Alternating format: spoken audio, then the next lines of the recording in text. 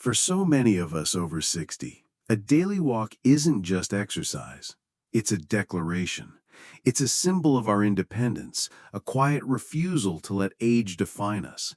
It's our time to think, to breathe, to feel the world under our feet. But what if I told you that one of the most common walking habits, something millions of seniors do every single day, could be silently setting the stage for a stroke? Not during the walk itself, but hours later, in the quiet of the night while you sleep. There might be no sudden chest pain, no dramatic collapse, just a silent, devastating event that could change your life or the life of someone you love in an instant. Welcome to Healthy Steps Seniors. I'm Dr. Christopher Wilson. Here, we merge timeless wisdom with trusted, science-backed medical advice to help you navigate your senior years with strength and confidence. Today, we're going to uncover 9 walking habits that may seem harmless but could pose a hidden risk to your brain health. And we'll start with the one that is most misunderstood: walking without enough water, leading to what doctors call dehydration-induced clots. Most of us believe we drink when we're thirsty. It seems like a simple built-in alarm system. But here's a crucial fact from the National Institute on Aging, or NIA. As we get older, that thirst mechanism becomes less reliable. The same 30-minute walk that was effortless at 50 can now lead to significant fluid loss at 70, and you might not even feel it. So what's happening inside your body? When you're even mildly dehydrated, your blood volume decreases. To compensate, your body releases hormones that constrict your blood vessels, and your blood itself becomes thicker, more viscous. Imagine honey trying to flow through a tiny straw instead of water. That thicker, sluggish blood is far more likely to form tiny clots. These clots can then travel to the brain, and during the night, when our blood pressure naturally fluctuates, they can lodge in a critical vessel, cutting off oxygen and causing a stroke. Let me tell you about Arthur, a 78-year-old retired history teacher from Boston. Arthur was a man of routine. Every afternoon, he'd walk the Freedom Trail, not for the tourists, but for the history. He felt a connection to the past with every step. But he never carried a water bottle. "It's just a short walk," he'd say. "I'll drink when I get home." For months, this was his ritual. He'd come home, feel a little tired, but chalk it up to a good walk. Then one morning, his daughter found him in his armchair, confused and struggling to name the book he was holding. He had suffered a series of mini strokes, or TIAs, transient ischemic attacks. His lab results were clear: no major blockages, no heart arrhythmia, but his blood showed high viscosity, a clear sign of chronic, mild dehydration. Arthur's story has a hopeful ending. He recovered fully, but it was a profound wake-up call. He told me, "Doc, I spent my life studying history, but I almost became a statistic because I ignored my body's own quiet history." Here is your simple, life-saving action plan, endorsed by experts at the American Heart Association. Prehydrate. Drink a full 8-ounce glass of water about 30 minutes before you walk. Carry a bottle. Don't see it as a burden. See it as your lifeline. Take small sips every 15 minutes, especially in dry or cold weather, when moisture is pulled from your lungs without you realizing it. Post-hydrate. Drink another glass of water when you return to replenish what you've lost. Don't wait for thirst. In our golden years, preparation is the highest form of wisdom. And while what's in your water bottle is critical, what's on your head can be just as crucial for protecting your brain's delicate wiring. Walking unprotected from the sun, the inflammation risk.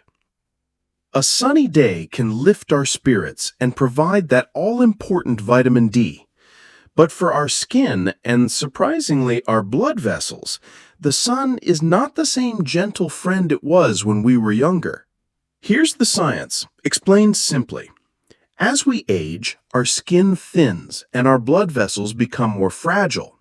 Research published in journals like Circulation Research has shown that chronic, unprotected exposure to the sun's UV radiation triggers a low-grade inflammatory response throughout our vascular system. Think of it as a constant low-level irritation on the inner lining of your arteries, called the endothelium. This inflammation makes the vessels stiffer and more prone to damage, creating a perfect environment for clots to form, especially in seniors with pre-existing conditions like hypertension. Consider the story of Maria, a 76-year-old grandmother from sunny San Diego. She loved tending to her rose garden and taking her dog Rusty for a walk every afternoon. She wore a t-shirt and shorts, but never a hat. She said, "I like the feeling of the sun on my skin." She insisted. Over a year, she started experiencing episodes of dizziness and fatigue, which she dismissed as just getting older. One morning, she woke up with a severe headache and blurred vision in one eye. An MRI revealed she'd had a small stroke in her occipital lobe, the vision center of her brain. Her blood work showed elevated levels of C-reactive protein, a key marker for inflammation in the body. There was no other obvious cause. Her daily, unprotected walks had likely contributed to a state of chronic vascular stress that culminated in a stroke. Your action plan for sun-safe walking is straightforward. Time your walk wisely. The CDC recommends avoiding peak sun hours, typically between 10 a.m. and 4 p.m. Morning or late afternoon walks are gentler on your body. Cover up. Wear a wide brim hat, not a baseball cap, to protect your face, ears, and neck. Lightweight, long-sleeved clothing can be your best friend. Protect your eyes. Your eyes are a direct pathway to the brain. UV protective sunglasses that wrap around the temples are non-negotiable. They protect the delicate retinal arteries from inflammatory damage. Protecting yourself from the sun isn't about vanity. It's about protecting the very vessels that feed your brain. Now, we've talked about external factors, but what about the danger of being too alone with your thoughts, especially when your body is trying to send a warning? The isolation risk. Walking alone without a safety net. There is a quiet dignity in a solitary walk. It's a time for reflection, a moment of peace in a noisy world. Many of us cherish this time alone. But as a doctor, I must highlight a hidden danger. When you walk alone, there is no one there to be your second set of eyes. The medical reality is this: the early warning signs of a stroke, what we call a TIA or mini stroke, can be incredibly subtle. A moment of confusion, a slight slurring of a word, a brief numbness in your hand, or a sudden feeling of imbalance. When you're alone, it's easy to dismiss these whispers from your body. You might think, "I'm just tired," or "I must have slept wrong." But that weird spell could be a small clot temporarily blocking a vessel, a critical warning that a major stroke is imminent.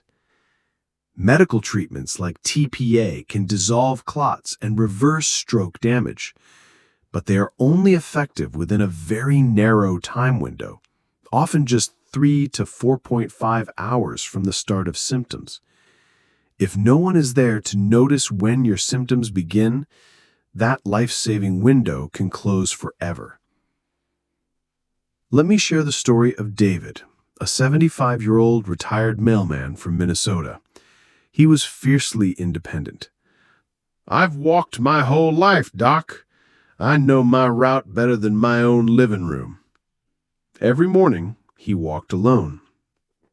One day, he felt his right leg suddenly go heavy, and for a moment he couldn't remember which street he was on. He sat on a park bench, the feeling passed, and he went home. The next morning, his son found him on the floor, unable to get up. The weird spell had been a mini-stroke. The major one followed during the night. "If my walking buddy had been with me," David later said, his speech slow and deliberate, "he would have known something was wrong. He would have made me call someone." Your plan for walking with a safety net. Find a walking partner. It could be a spouse, a neighbor, or a friend. You don't have to chat the whole time, but their presence is your protection. Inform someone. If you must walk alone, tell someone your route and your expected return time. A simple text message, "I'm back," provides peace of mind for everyone. Carry a phone or medical alert device. Technology can be your partner.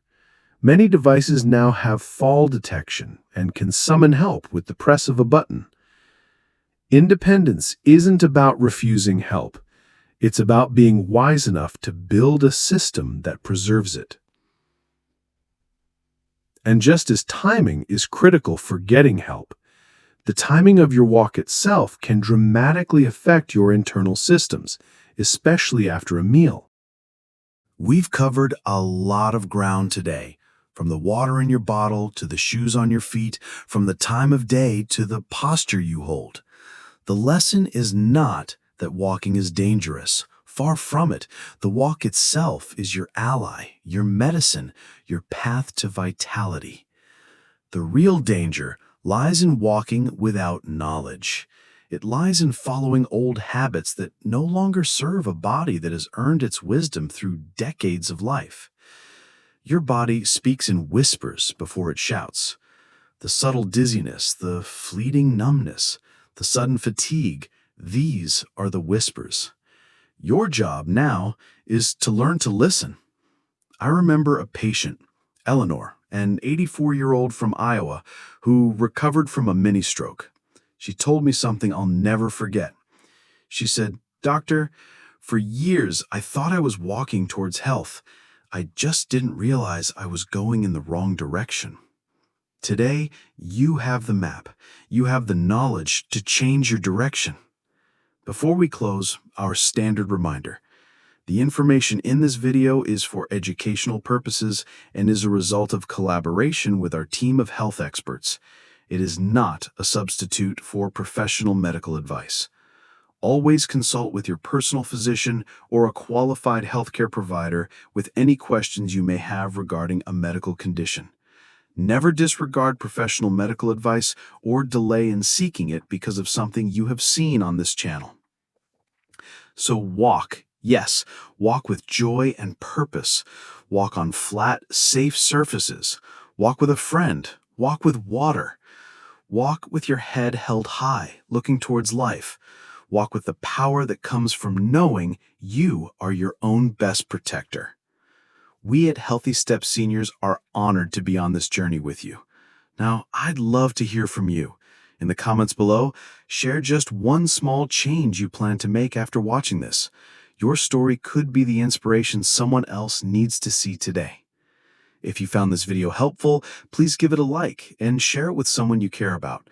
And be sure to subscribe and click the bell so you never miss another video designed to help you live your senior years with health, wisdom, and dignity. Thank you for watching. Here's to protecting your brain one wise step at a time.